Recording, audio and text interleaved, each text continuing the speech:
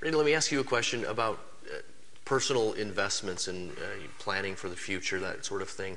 Let me ask you, if you were to counsel, and I'm sure you do this from time to time, to counsel a young couple in their money management, their planning, their savings, emergency funds, is there something you would describe, or even just a book you would say, just read this book, do what he says? What do you say to a young couple? Feel free to mention your own books. Really?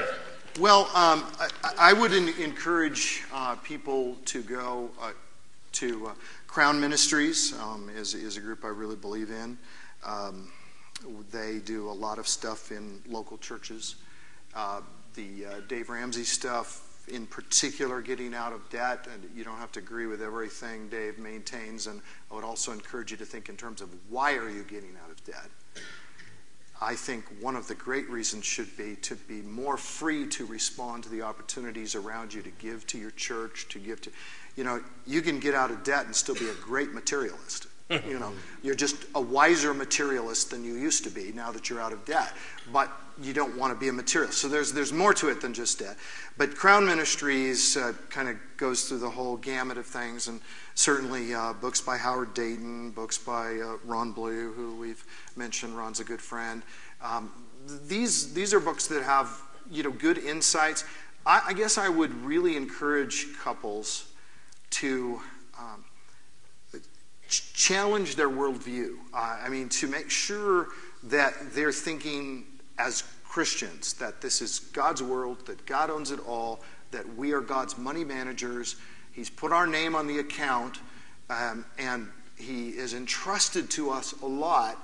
And let's be careful and thoughtful. And part of careful and thoughtful is setting aside some money for entertainment. Part of it is personal enrichment, all of that. But one thing I really encourage young couples to do is don't look around you and see the decisions everybody else is making. Good. Do not look around you and see that, the other couples your age that have been married for the same numbers of years, they all own homes, and they all own nice homes. And so for you should know, then they start thinking, well, we shouldn't rent because renting is throwing money down the drain. Not necessarily. You're getting a place to live in, for that. That's not throwing money down a drain. And in some economies with some level of incomes, you're really not ready to buy. Or if you do buy, you better buy really low end, and most people don't really want to do that for all the repairs and everything else that's going to be done. But I think we get into this trap, and then people say, okay, well, we could afford a house of this level. Then they go to their realtor, and then pretty soon they're up at the next level, the next level. They buy way over their heads. And one of the most common things that happens with young couples, and I'll tell you one specific story in this regard. There was a couple in our church years ago, actually when I was still a pastor, who came to me because they had gone way over their heads, as many people have, and they bought a house, and the payments were manageable based on two incomes, hers and his. She then gets pregnant. She cannot afford to no longer work for them to continue their house payments, and literally they were this close to getting an abortion. They actually had the appointment to get an abortion. Now think about this, how Satan works. Here's a young couple, and their first thoughts are, we're going to buy this home. This will be a great home to raise our children in. Now God gives us a child, and we are this close to killing that child so we can afford to continue to pay for this home. That's from the pit of hell. And Satan gets and grabs people and twists and distorts the thinking. And so much of it goes back to the difference between needs and wants, contentment, being content. And don't just have to escalate like the people around you are doing. And the people who have made modest and careful and wise decisions now are ones who are so grateful in this economy.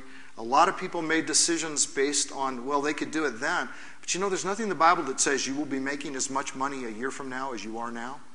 And so when you make a long-term commitment to pay this much per month, we did that in our home. I'm not sorry we did, but it was very manageable and well within what we could do with one income.